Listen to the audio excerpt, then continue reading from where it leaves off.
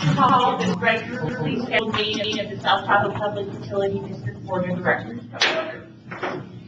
Please join me in the Pledge of Allegiance. I pledge allegiance to the flag of the United States of America and to the republic for which it stands, one nation, under God, indivisible, with liberty and justice for all.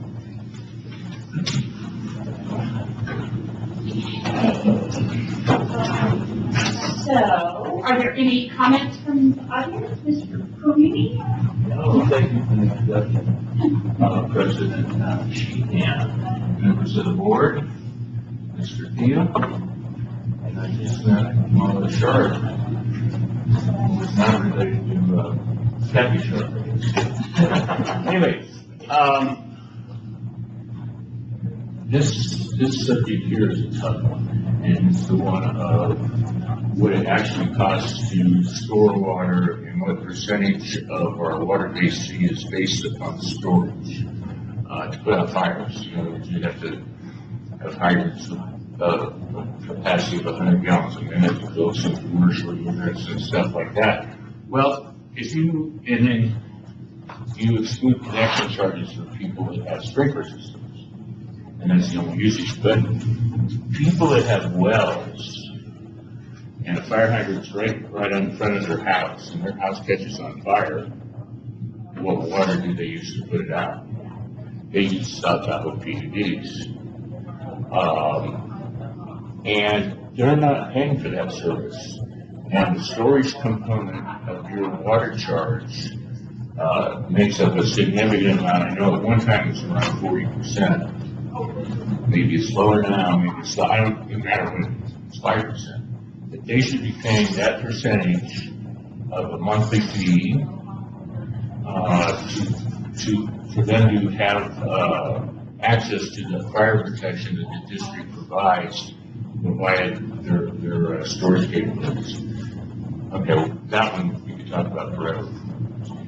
Last 3 months, I used 49 gallons a day of water. Now, if I put all of that into the sewer, 49 gallons. And by the old formula, 93 gallons per sewer unit. You need 3 sewer units per house. Actually, 279 gallons. So I'm using 18%. And on a year-round basis, I'm probably using about 35%. But I still get the same charge as somebody using 279 gallons.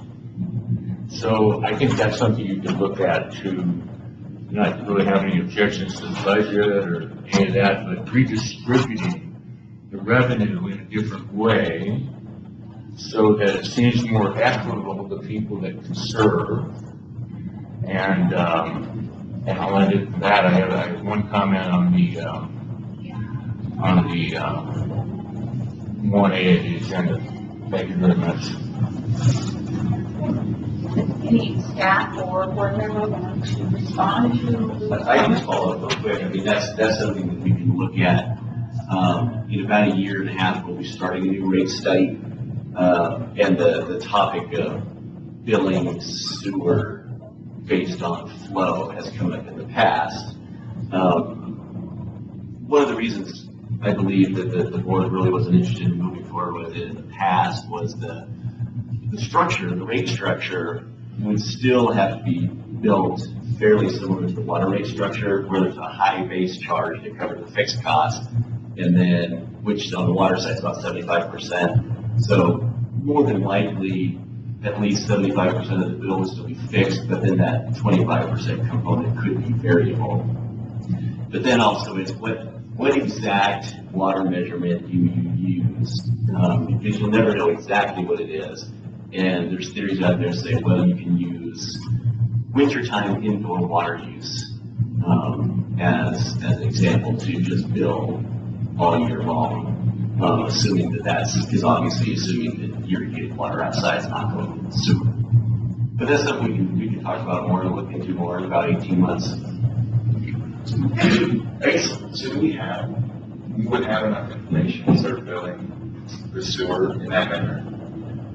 Well, we should have pretty much everybody up and running on their meters by then. There's still some out there that that aren't, but it's less than 300 if I remember correctly. I think you said yes, so we're pretty close to fully. Well, and all of Tahoe Keys is only sewer. Correct. Right, so that would be a problem.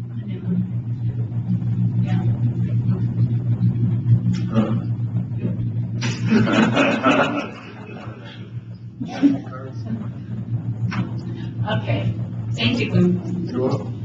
Okay, are there any corrections to the agenda or the consent calendar?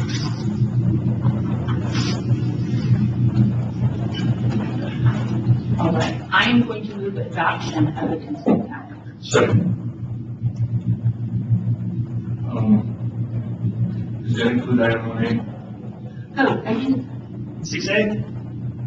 Pardon me? 6A? Was the motion for approval of consent? oh, I didn't understand that you, so you have a comment on the consent calendar?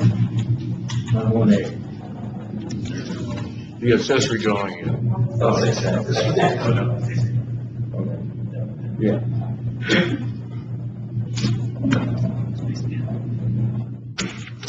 So we should proceed with our vote.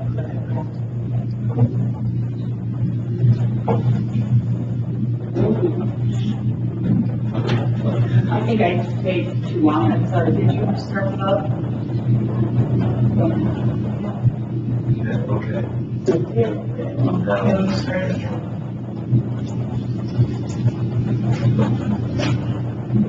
Do it again. Yes, please. Yeah, it's not letting me vote. Which we did, oh, maybe we did. I tried my left hand. We switched hands.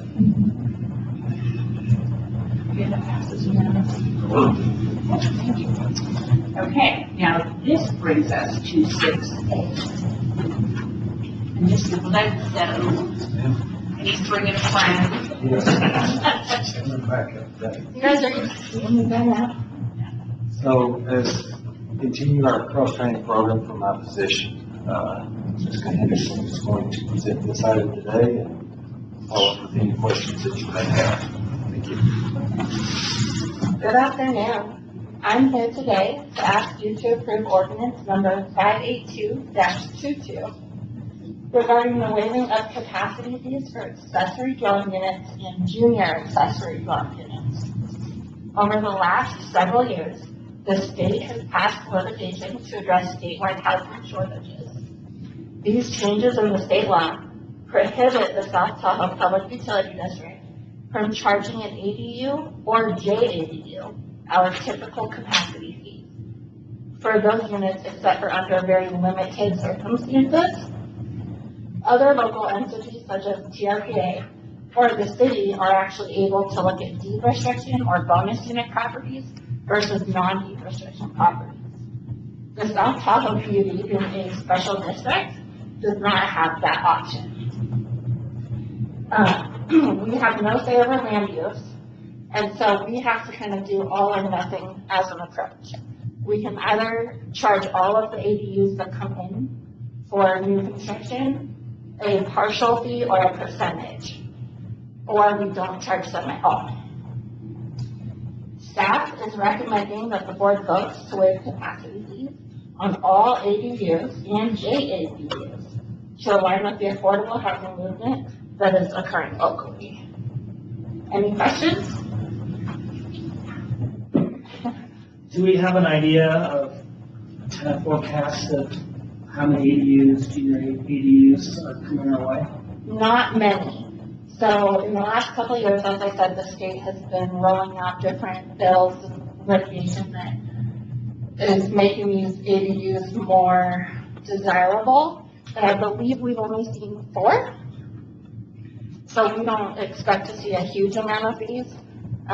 We do have one tiny home on wheels that looks like it might be coming forward in the next couple months. But that's really the only one we have pending.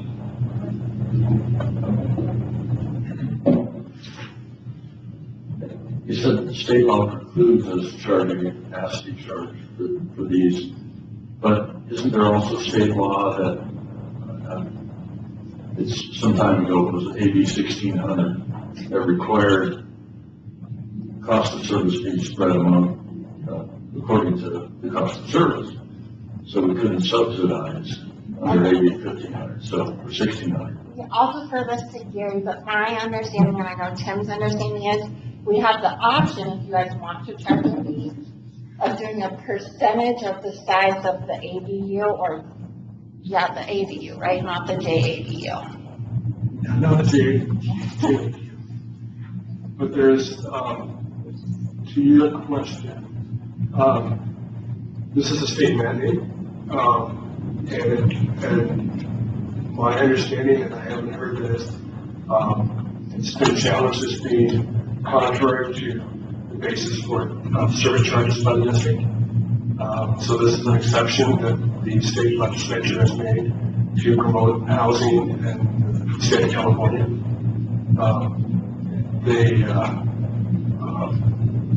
There are limited situations, as was mentioned, about when you can charge capacity fees. There are, and also require separate connections. But those are very limited compared to what's being promoted to avoid those costs and to allow them to be constructed and promote the housing.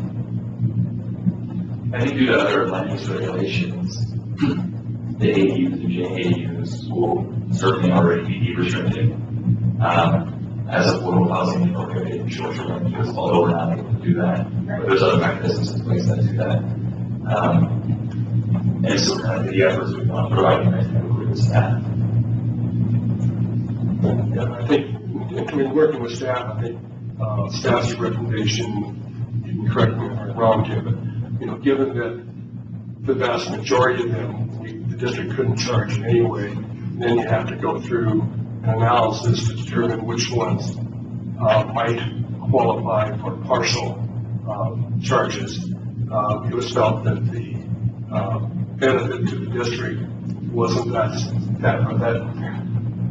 the impact to the district was not that great as compared to making it a more streamlined approach, and from what we understand was the board's desire was to promote affordable housing in the community, and so that's why this was brought to you in this manner of not charging capacity fees or separate connections or even administrative fees for these units.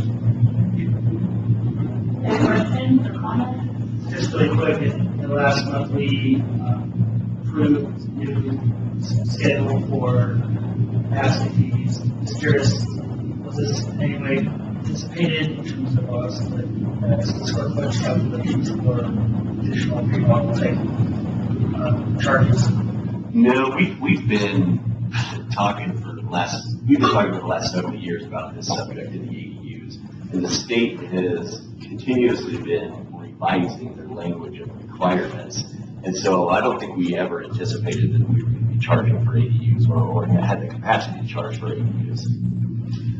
Since the state passed this, when they passed it back in 2018, the reason it's taken us so long to get to this point, we're waiting on TRPA to see if they were going to make any amendments to this type of structure. And so basically, the city and the county are not charging any fees up front. And so we just kind of follow the same path. Didn't we tie the square footage increase for water to the square footage maximum for ADUs? Wasn't that the connection? That was on the remodel side, or? The remodel side, yeah. Square feet, And that's why we did that square footage, because that was the ADU square footage. that's the JADU, for junior ADU, where it's within an existing dwelling. Right. And so that piece of it was covered, but ADUs can be up to 1,200 square feet, and that seems to be really what the state is pushing for additional housing for the state of California.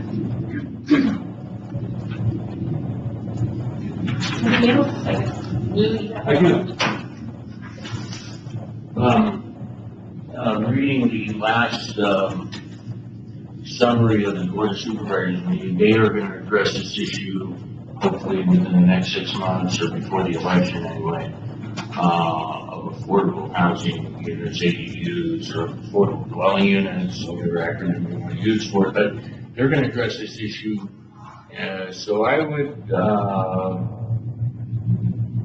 recommend you sort of wait and see what direction they're going in and because, what direction they go in, will determine maybe how you proceed, number one. Number two, in the ordinance that I looked at, I'm not sure if I'm correct on this, that anything under 500 square feet will be exempt from any fees.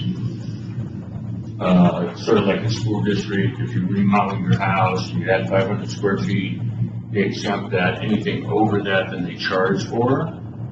Well, my question is, if you put an ADU on the parcel and then you make it 480 feet, you don't pay any fees for the connection if the discharge goes into the same level as your primary residence. So I think those are things to think about when you think about ADUs, and also how do you blend in existing ADUs that are not compliant and they become compliant by some other agency, I imagine, either the county or the city, and how are you going to deal with that? Thank you.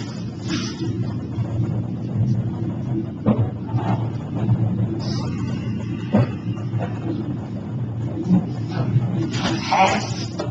So with that, we are here. Actually, Just one other thing.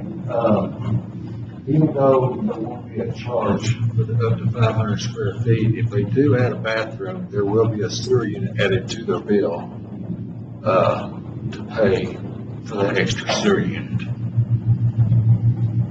and then the additional water usage measured by the meters. Everything's going to be downstream of the meter. Speaking of that, on the water meter side, if the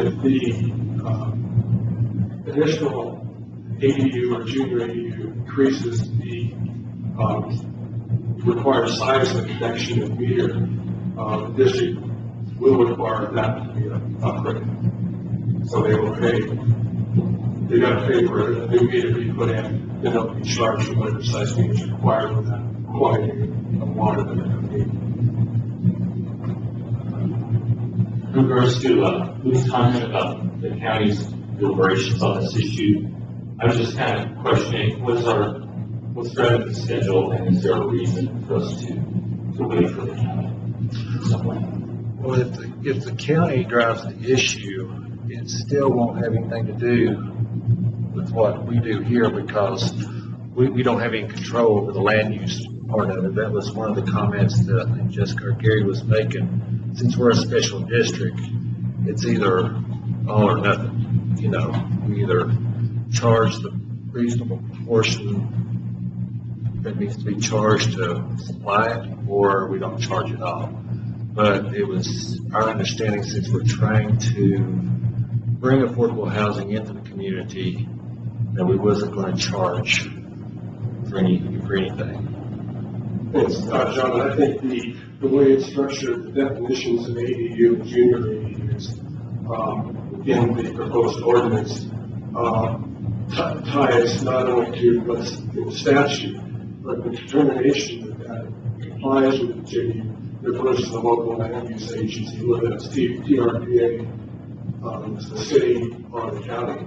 So whatever they deem, they'll make that determination first, and then the district's ordinance will take effect, whether or not that qualifies as an ADU or not. So I think, I don't think, recently, as Tim pointed out, when the district was waiting, we were curious to see how, particularly TRPA was going to handle this, because first they resisted that they were going to have to do anything.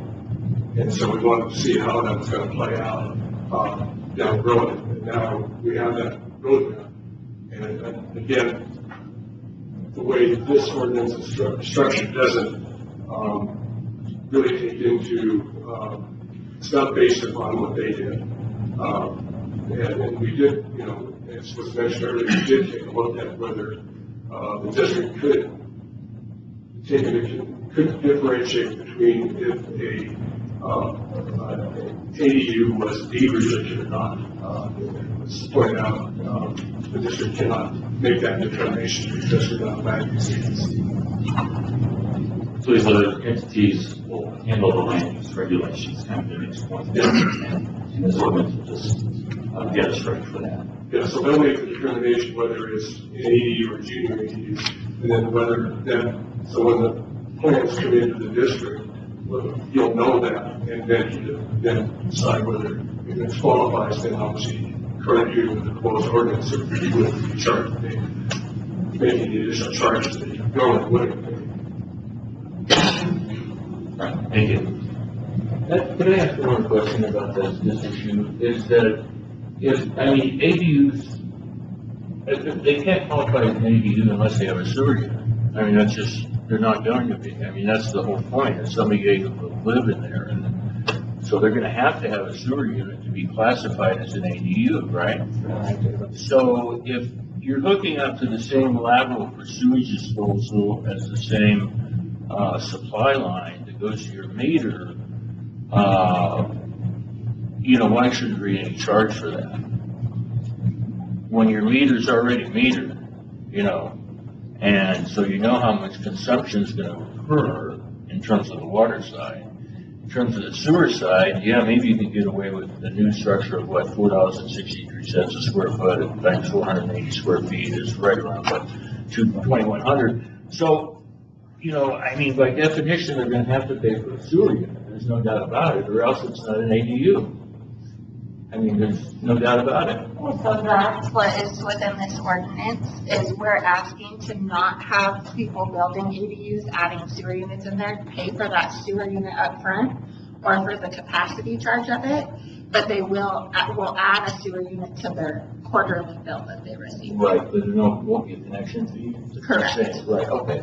Yeah, that makes sense. Yeah, so that's what we're asking for. Yeah, the county, I'm not sure if it looks like the county proposal or not, but I think we should should want it into your ordinance somehow. Okay. Thank you. Okay.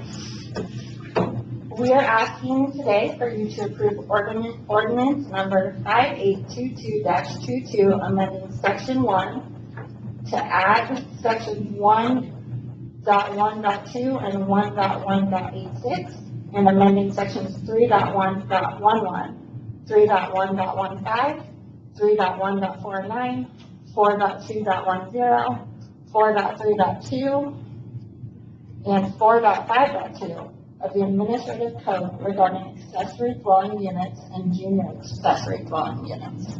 Make a motion. I'll second. It's a lot of numbers. Thank you guys.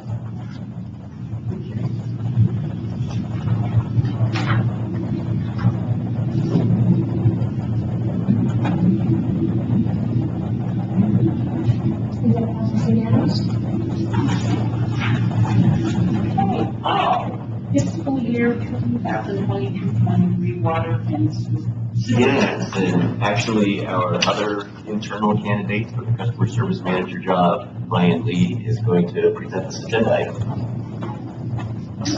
Good afternoon. Ryan Lee, Asset Management Analyst. As Paul said, I'm also applying for the customer service manager position. And I'm going to be talking to you this afternoon about the fiscal year 2022-23 water and sewer service rates. Okay, to summarize the discussion around this item, in 2019, the district sent out a Proposition 218 notice that contained a 5-year rate schedule, including annual increases of 6% on the water rates and 5% on the sewer rates, to fund the long-term infrastructure needs of the district. The board adopted the year 1 proposed rates as proposed for fiscal year 2019-20. For years 2 and 3 of the Proposition 218 rate schedule, fiscal years 2021 and 21 and 22, the board did not adopt any rate increases in recognition of the impact that the COVID-19 pandemic has had on our community. During the budget process this year, staff initially proposed rates of 13.1% or rate increases of 13.1% on the water rate and 10.25% on sewer rates for the last 2 years of the Proposition 218 rate schedule period in order to make up for a portion of the revenue lost during those 0% rate increase years. And at the Finance Committee meeting in early March, Director Peterson suggested using a portion of the sewer rate stabilization fund to subsidize those rate increases and minimize the impact that the customers would see on their utility bills.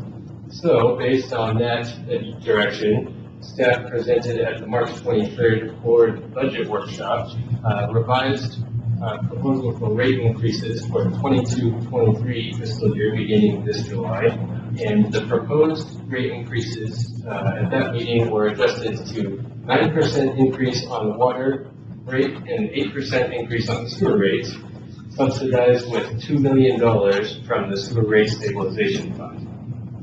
So those are the proposed rates that you see attached to this agenda item. And the impact on a typical residential customer would be $26.80 a quarter, or $8.93 per month once we switch to monthly billing in January.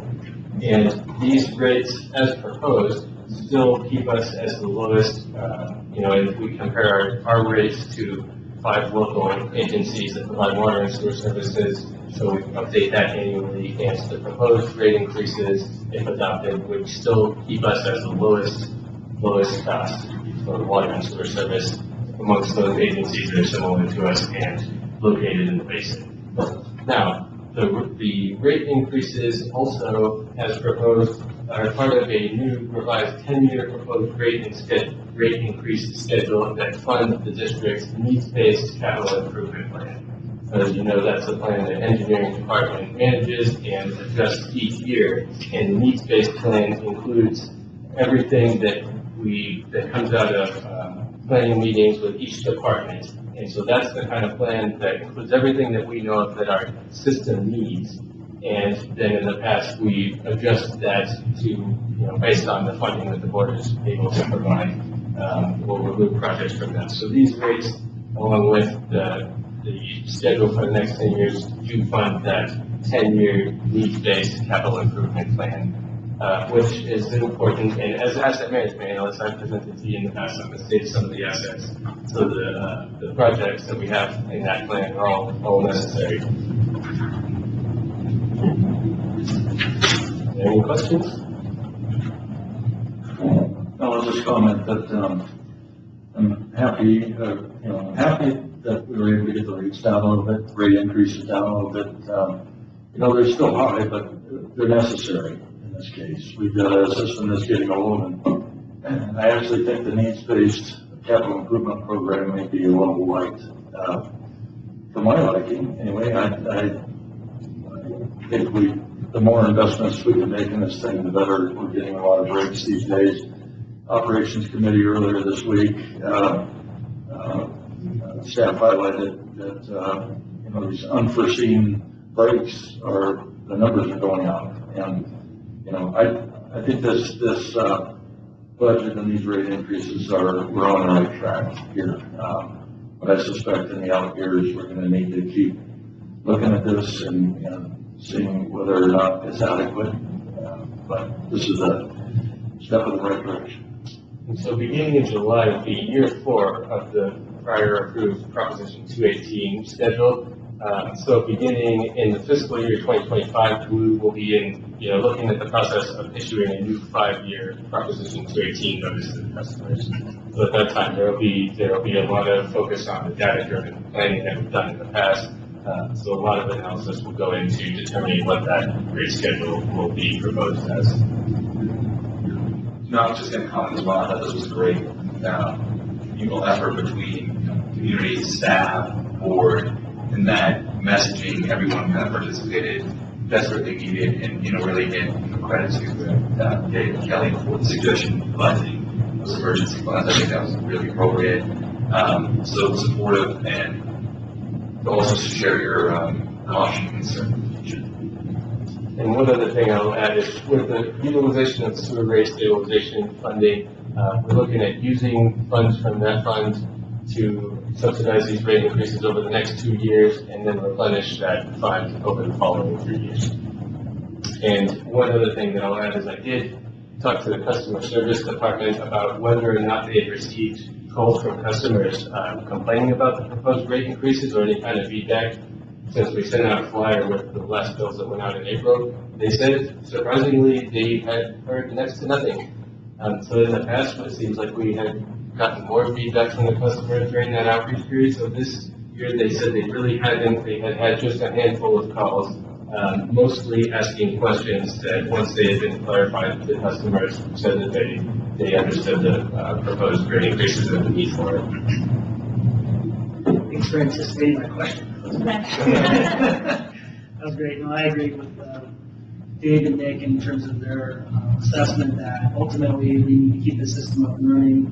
We've clearly played a critical role in helping to protect Christmas fire during the fire season. That's largely a function of us, band-aids and duct taping and keeping our system up and running. And hopefully this will help us to continue to do that, but maybe a little bit better.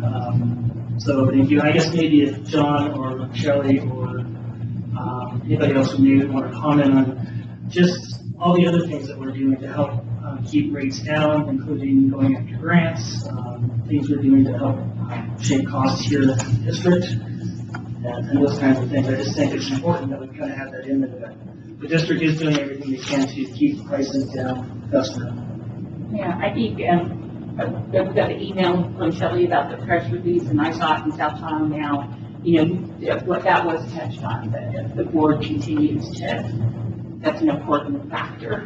Yeah. Definitely always on our minds. And some highlights from that, over the last 10 years, districts have received more than $16 million in grant revenue and $64 million in low-interest loans to help offset those rate increases.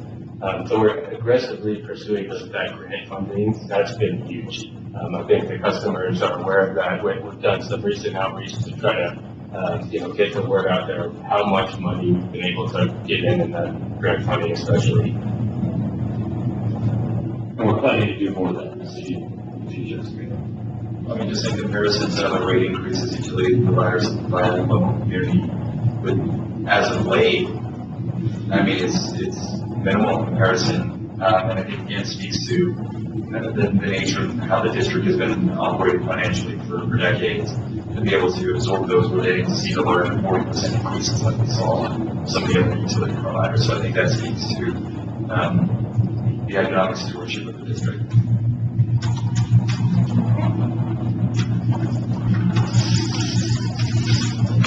Okay. And staff is requesting that the board, number one, authorize the use of sewer rate stabilization funds in the amount of $2 million in fiscal year 2022-23. And number two, approve resolution number 3220-22, confirming the water and sewer service charge rate increases of 9% and 8% for fiscal year 2022-23. I'll move that. I'm moving. I'll second the motion. That's where we're waiting.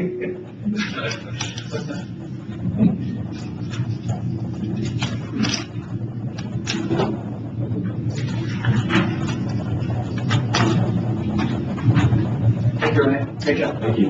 Yeah, thanks, Brent.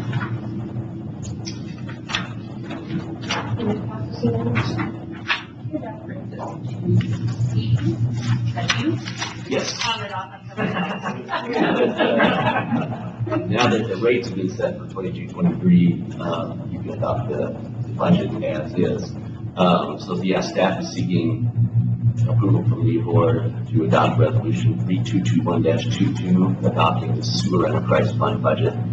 So the fiscal year 22-23 sewer fund proposed budget in total in the amount of $36,693,150, and as you just voted on, includes an 8% increase to the service charge rates. The budget includes $11,323,000 for capital, $3,493,000 for debt service, $9,490,686 for operations and maintenance, and $12,386,464 for salaries and benefits.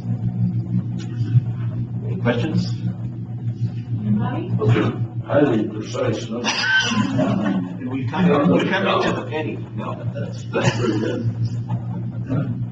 So if there is no questions, the requested board action is to adopt resolution number 3221-22, adopting the fiscal year 2022-23 sewer enterprise fund budget. And period. We don't need the second half of the board action any longer. I'll move to approve. I'll second that.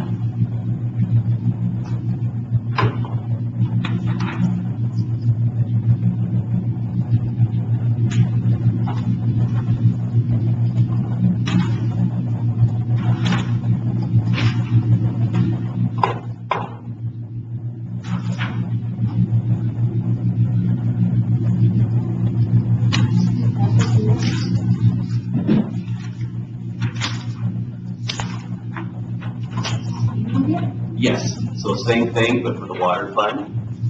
The fiscal year 22-23 water enterprise fund proposed budget is in the amount of $25,456,119, and includes a 9% increase in service charge rates. The budget includes $10,604,900 for capital, $1,448,000 for debt service, $5,294,982 for operations and maintenance, and $8,108,237 for salaries and benefits.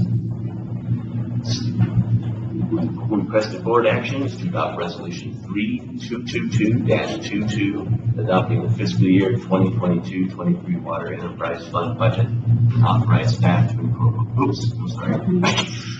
I should have put a red line through that. That last half of the sentence was there in case you adopted a rate increase different than what Ryan was presenting.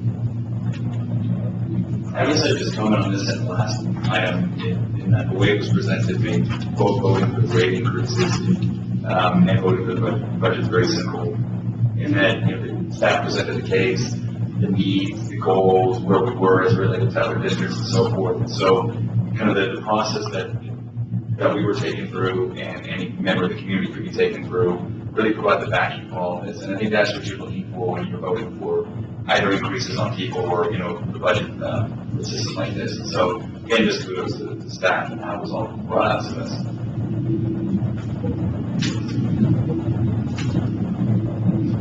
And your motion? I'll make a motion. I'll second.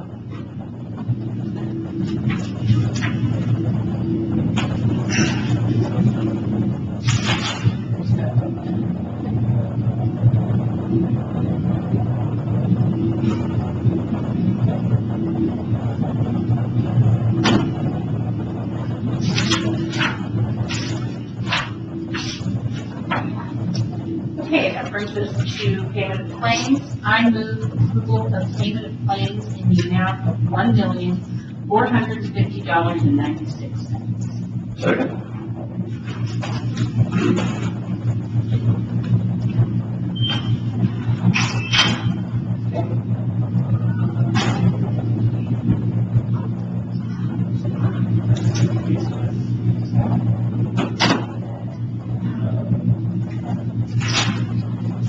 Okay, that brings us to standing and ad hoc committees and liaison reports. Does anybody have anything? I have a couple. The Sustainability Committee, Efficiency Committee met last week.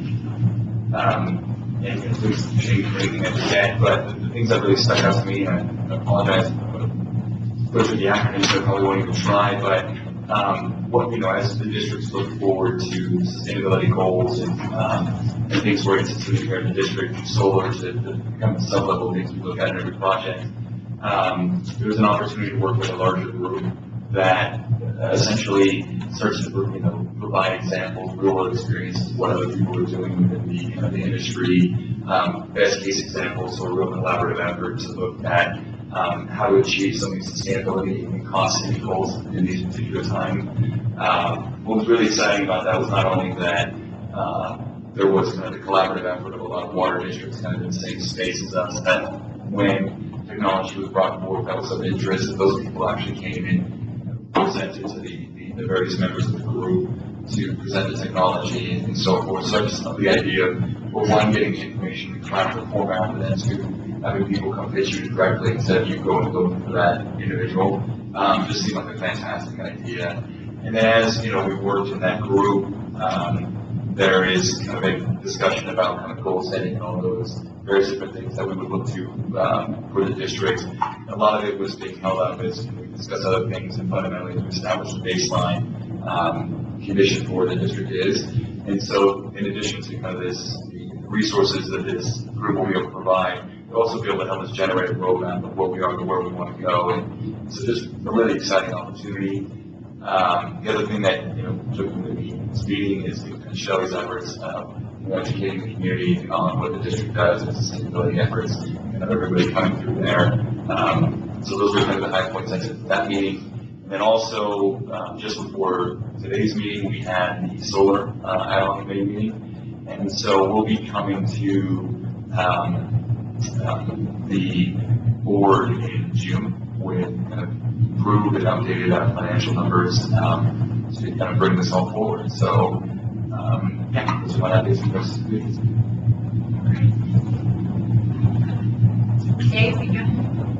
Yeah, a couple things. We had an operations committee meeting earlier this week on Monday, and I just got a good download on everything going on. I guess the key thing that I was concerned about, I guess, is the reactive work orders on the water side. Took a big jump, or I shouldn't say took a big jump. They've been going up, and it's kind of what I mentioned during the rate increase portion of this agenda.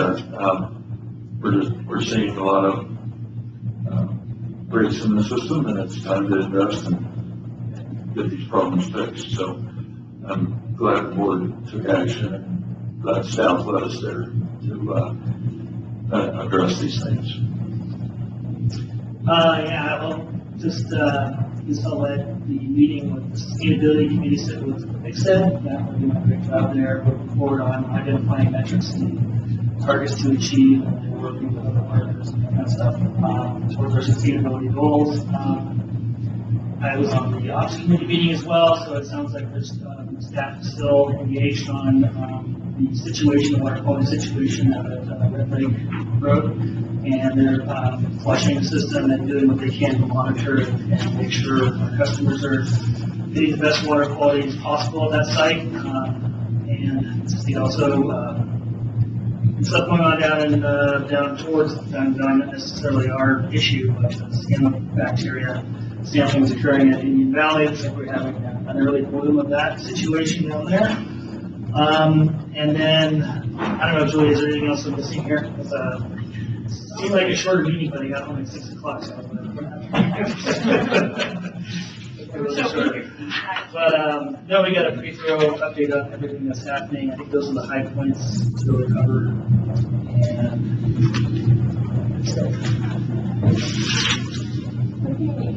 Board member reports. Do we have anything? Before Gary jumps into his, just real quick, I wanted to take the opportunity to introduce a new employee. If both Susan and Chelsea can stand up. So Susan has been our finance department assistant for 27 years, and she's retiring next week. Her last day is Tuesday. So we interviewed to fill her position, and Chelsea Block, actually from the customer service department, was a successful candidate. So we're very happy to attempt to fill Susan's shoes. So yeah, 27 years and nearly 14 of those holding my hand.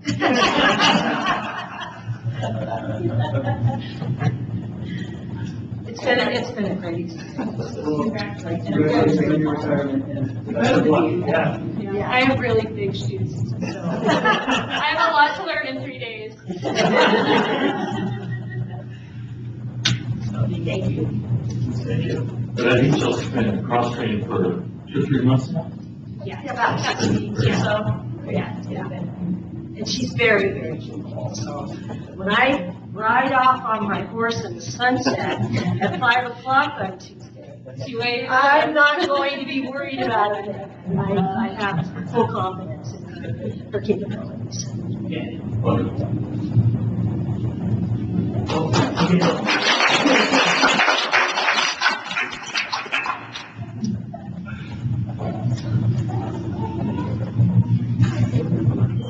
Otherwise, agency purveyor. Nothing big to report. We had a meeting on the 11th, and I guess I can't recall anything. We're looking at the draft budget, so Yeah, making some big comments if we can. yeah, Group about that. right. Even some things to think about to come back on the revised draft. And looking ahead to June 8th, it's like Shelley and I will kind of bring all the required presentations to the water agency. Good, good. The report? Or actually, yours up. Yeah, Gary's gonna talk about alternatives for payment plan. Yeah, I think as we talked briefly at the last board meeting, direction was to work with staff to present some alternate procedure rather than for payment claims rather than having to come to the full board at every meeting. And I think as we reported, there's Public Utilities Code requires that the payment claims be approved by the board. There is also a government code section that allows the board to adopt a resolution and provides fairly broad alternatives to allow you to basically delegate that, as the statute says, that are convenient, efficient, and in the public interest. And one of the issues that has been brought up is even with 2 meetings a month, some vendors, and particularly during the construction season, it gets tight as far as the time for payment. And so the idea is that by delegating to certain officers in the district can make sure that the warrants that are payable to your vendors, consultants, and contractors should be done in a more efficient way and still provide the requisite financial oversight that's needed to ensure to comply with all the finance requirements. So what we did was develop an outline of a few items that we think need to be in the policy for the payment claims. And we did confirm that, one question was at the last meeting whether or not directors were considered officers. And from our looking into that, we believe they are. And the reason for that recommendation of staff was to have at least one officer of the corporation employee and one board member be able to approve payment claims on some regular basis. And so the recommendation that we come up with is there would be 2 employee officers of the corporation, and that would be the general manager and chief financial officer that would be authorized. And then the board president on an annual basis would appoint 2 board members to be available. But at any particular time, we would require that one of the GM or the CFO, one of the board members would approve. On what we were thinking is on a weekly basis, some regular set schedule that they would be sent out via an email with the attached payment claims, and that those 2 of them would be primarily responsible for responding to that to approve it.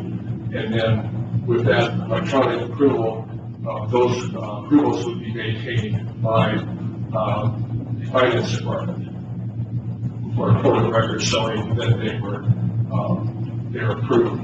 And then at the next board meeting, after those approvals, those would be again included similar to what you're getting now in your work packet, but we would list everything that was being paid.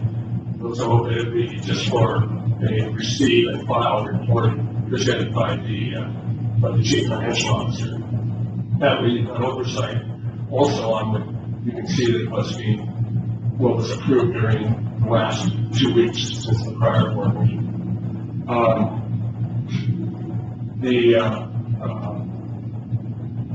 There will be a couple of limitations is that the warrants for payment could only be issued for within the authorized budget. And second, that there had to be sufficient funds in the various accounts to pay those amounts. So if there were insufficient funds, those claims could not be paid until those paperwork funds available, which is pretty standard from looking at other policies of other agencies. The breadth would be basically any payment claims, no matter the amount. As I understand, that was the direction that it'd be an entire delegation to the officers to approve those. And the last thing would be that there are certain warrants that are issued for payment claims within certain employees' authorized spending authority. Those, as now, would not come to the board. Those are just, they can act within those, their spending authority to make approval. And those have, in the past, have never been presented to the board for review and approval. So that's kind of it in a nutshell. I've got copies here if you'd like to have. I'd be glad to hand them out to you so you can take a look at them. And if you have any other thoughts, prior to bringing this back in the form of a resolution, we'd love to have your feedback. And the resolution would adopt an amendment to the board policy manual to include these requirements in the policy manual or policy manual. Anybody have any input or guidance? Sounds like you're on the right track. Let's say next meeting, I don't know what you have in front of you there, so I haven't seen that. So I don't know if it's just more of a summary of what you just said, or yes, it's a summary of what I said. It's fairly brief. It's just relatively straightforward. So I don't think there's a lot of. But I'm glad to make it available to you and to take a look at. Yeah, I would. That sounds really logical and makes sense to me. And I would say bring something back to the next board meeting. Yeah, no touch on all the comments I had last time. The only, I guess the only question or comment I would have, for the selecting the 2 board members, I think you said that the president would just select 2. Would it make just as much sense to just designate president, vice president as the signatories, so we wouldn't have to go through a delegation process? That makes sense to me. I don't know if that works for staff or if you wanted us to. And then we got to work without adjusting every election. So that Dave and I don't have so much power. It makes sense, sir. I was gonna volunteer. Yeah. No, I think that's the verbal approach. That's fine. That way it can be kind of hardwired into it. And you don't have to make the designation all the time. So you know now, you don't want to be president, vice president, you have a job to do. Right. Yeah, right. There's another facet. I think so. I agree. Good. Okay, you're up, John. Okay, thank you. Yeah, Gary, actually, thanks for paving the way for us on this. I think it's actually a result of a much more efficient process on the finance side and give board some flexibility in terms of future meeting scheduling. If we see some light meetings coming up, we'll have some alternatives. Okay, for the general report, a lot of updates on the staffing side. Finance admin assistant, we already had a look at Chelsea. We did have 22 applications submitted for that position. We interviewed 4 yesterday, and again, congratulations to Chelsea. For customer service manager, we had a total of 48 applications submitted, and we're setting up 7 candidates for interviews next Thursday, including, as you know, 2 internal candidates. Water resources manager, We interviewed 4 candidates on April 19th. The selected candidate was in a pre-employment process, but really found, I would say, relocation to be too challenging and backed out. So we have since reposted that recruitment kind of as a continuous recruitment process with the first review of applications the week of June 27th. We'll take a look at what came in. Heavy maintenance mechanic.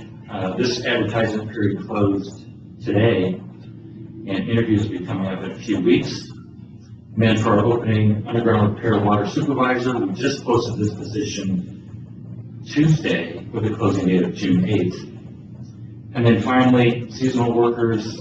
We have hired 6 seasonals in various departments for the summer season. This posting remains open. We're, I think, hoping to pick up maybe a couple more to help us out in this busy season. So, continued busy times in HR and any more retirements and transfers coming up. We are looking ahead and planning ahead. And Liz isn't here, Ordina. They're busy, as you can imagine. But thanks to them for moving these along so effectively. We've had 21 recruitment processes in the past 12 months alone. Certainly, easily a record. So that's a staffing update for today. Moving on to Red Lake water quality. We are continuing a low flow, intermittent flushing effort along with an ongoing water quality testing program in the Red Lake area. And the flushing is working. And Dan's been doing the testing. In most cases, those iron levels are non-detect. So at our lab, that means below 50 parts. On the secondary, really anesthetic standard is 300 parts. So, and just what does 300 parts mean of iron? Really, you'd be hard pressed to see or taste any iron at these levels. And in terms of the flushing, it looks like flushing every maybe 2 to 4 weeks is going to be enough, but that's yet to be determined, and our testing results will verify that frequency. So bottom line, we are serving high quality water to this area, and will continue to do so until this water line is replaced in about 2 years. We will flush as often as needed based on the test results, and certainly we want to stay well away from that 300 parts on that secondary standard. We are staying in touch with our residents out there, and just sent an informational letter out today to, I think the number is 13 customers, 12 or 13. So that's the status of Red Lake. Any questions, comments? I'd just say thank you for getting on top of it and mitigating the situation. Appreciate it. Yeah, good. Thanks, guys.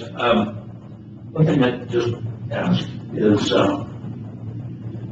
it'd be nice if, when we have a problem like that, if you could just draw a picture of it and bring it into the board meeting so we can see what we're looking at, see Where the neighborhood is. what our customers are up against, set a glass in front of me, I'd like to understand, of the water. And put it in front of you, right? Yeah. Sure.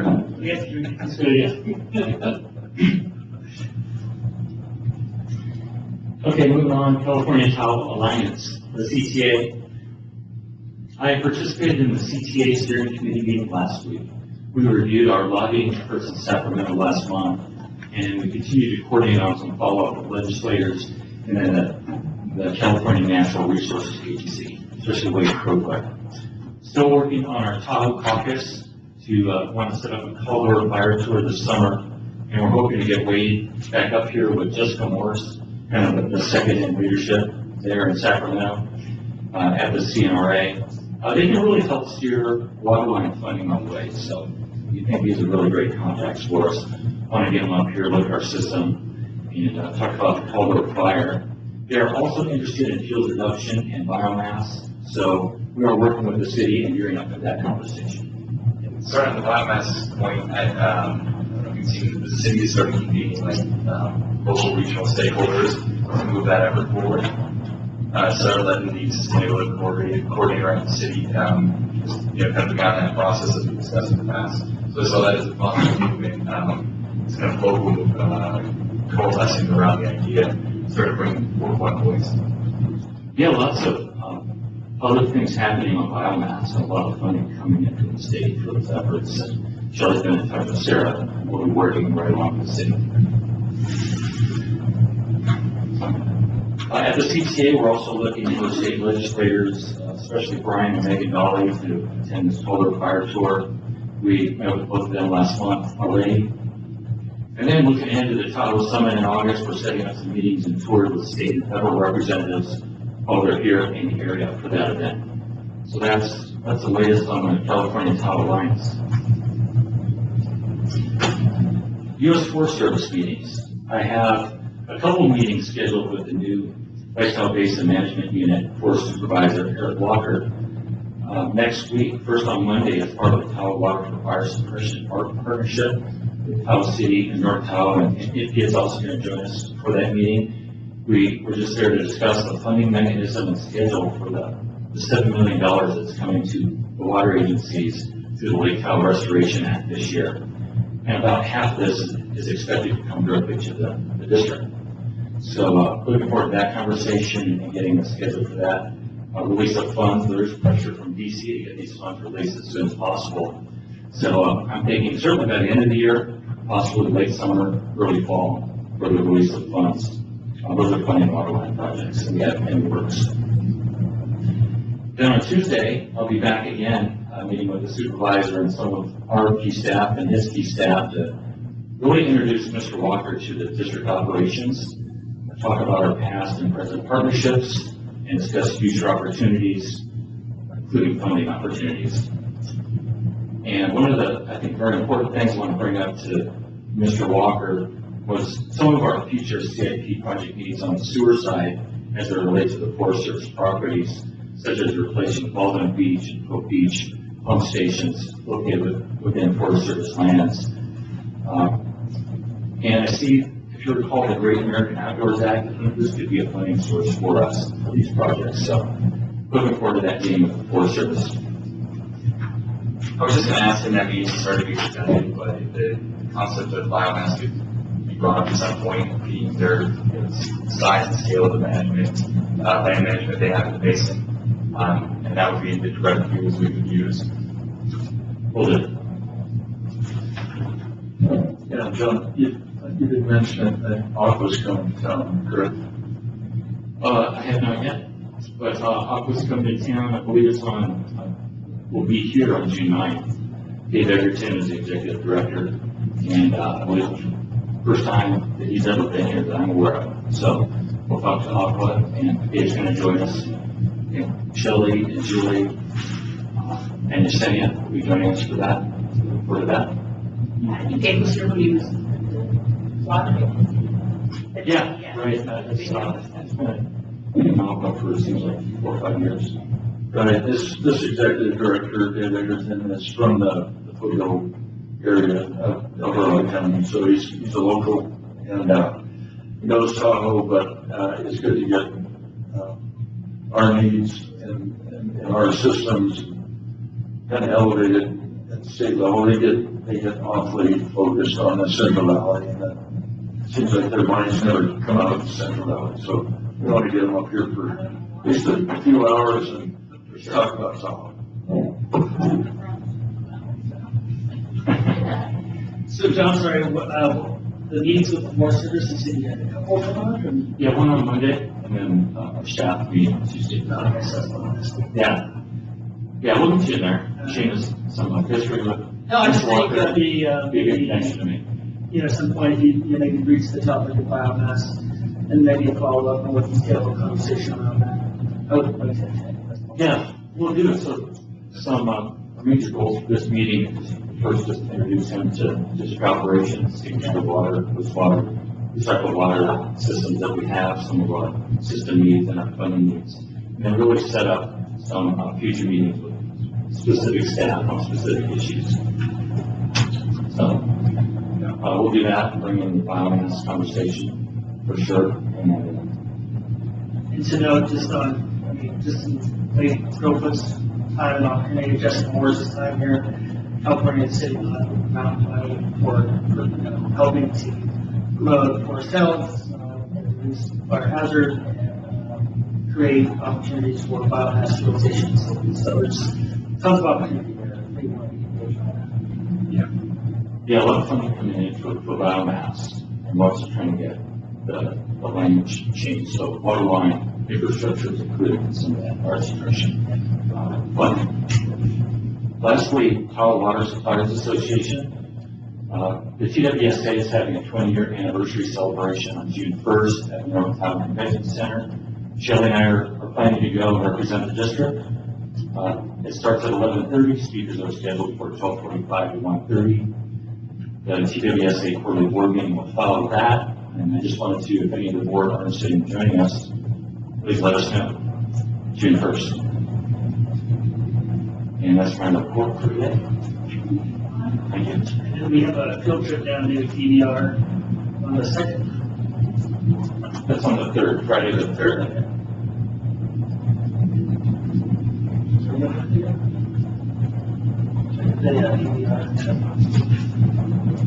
Got it done on the 3rd Friday. Got the only thing on the Tahoe water suppliers thing on the 1st. I'd be interested in going with you. Okay. Helpful? Sure. That'll work. Yeah. We do that? Big AD-HOC. I hang my head out the window and let my ears flap. And I'm sitting next to Dave, he doesn't wear shoes sometimes. Yeah, maybe you could send me an invite. That'd be great. Okay, fantastic. Okay, so we see the past and future meetings, and we do have closed session today, so we're going out of open session into closed session. Closed session into open session, with next report, and this meeting.